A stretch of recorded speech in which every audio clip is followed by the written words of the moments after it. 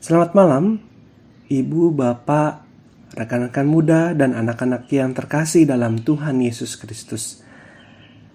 Saya berharap kita semua tetap dalam keadaan sehat. Dan sebelum kita tidur malam hari ini, mari kita bersatu hati dalam doa edisi Kamis 6 Oktober 2022 bersama saya, Alfa Christian. Mari kita berdoa. Ya Allah, ajarlah kami untuk mendengarkan dan melakukan setiap firman yang kami dengar dari-Mu. Amin. Pembacaan Alkitab kita pada hari ini diambil dari Yeremia 25 ayat 3 sampai 7. Saya akan membaca bagi kita semua. Yeremia 25 ayat 3. Sejak dari tahun yang ke-13 pemerintahan Yosia bin Amon Raja Yehuda sampai hari ini, jadi sudah 23 tahun lamanya, firman Tuhan datang kepadaku dan terus-menerus aku mengucapkannya kepadamu, tetapi kamu tidak mau mendengarkannya. Juga Tuhan terus-menerus mengutus kepadamu semua hamba-Nya, yakni nabi-nabi, tetapi kamu tidak mau mendengarkan dan memperhatikannya.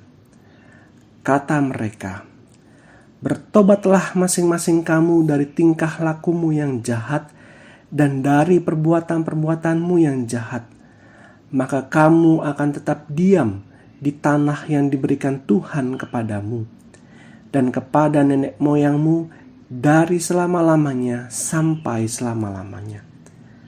Juga janganlah kamu mengikuti Allah lain untuk beribadah dan sujud menyembah kepadanya. Janganlah kamu menimbulkan sakit hatiku dengan buatan tanganmu, supaya jangan aku mendatangkan malapetaka kepadamu. Tetapi kamu tidak mendengarkan aku." Demikianlah firman Tuhan. "Sehingga kamu menimbulkan sakit hatiku dengan buatan tanganmu untuk kemalanganmu sendiri." Saudaraku, pernahkah saudara sakit hati karena perbuatan atau perkataan orang lain? Apa yang saudara rasakan saat itu? Jengkel, kesal, marah, sedih, atau mungkin juga bingung?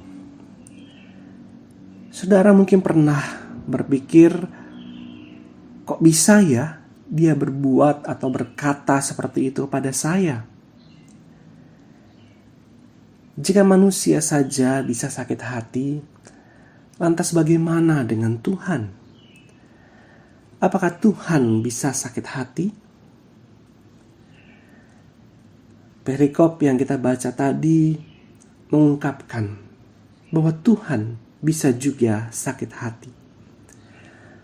Melalui perantaraan Nabi Yeremia, Tuhan berfirman, "Janganlah kamu menimbulkan sakit hatiku." Sakit hati Tuhan timbul bukan karena Tuhan pemarah dan pendendam, atau istilah kekiniannya baperan atau bawa perasaan.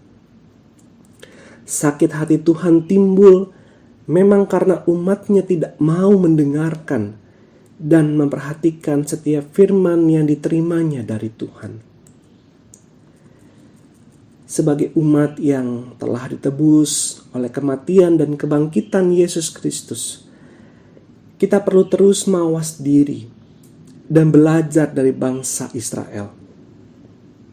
Puluhan tahun lamanya bangsa Israel tidak mau mendengarkan dan memperhatikan firman Tuhan yang disampaikan kepada mereka melalui perantaraan para nabi. Bukan hanya itu, mereka pun telah mengikuti Allah lain untuk beribadah dan sujud menyembah kepadanya. Sikap bangsa Israel yang tidak mau mendengarkan firman Tuhan dan memalingkan hati mereka dari Tuhan ini sudah cukup membuat sakit hati Tuhan timbul atas mereka. Sakit hati Tuhan mendatangkan kengerian untuk umat.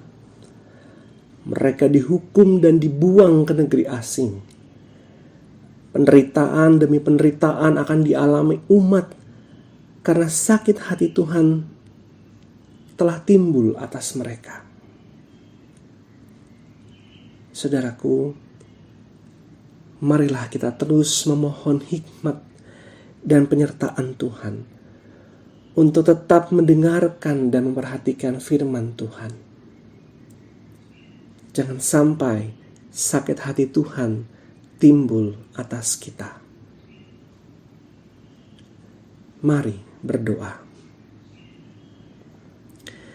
Ya Allah, kami mohon ampun di hadapan-Mu jika kehidupan kami sampai saat ini telah menimbulkan sakit hati-Mu.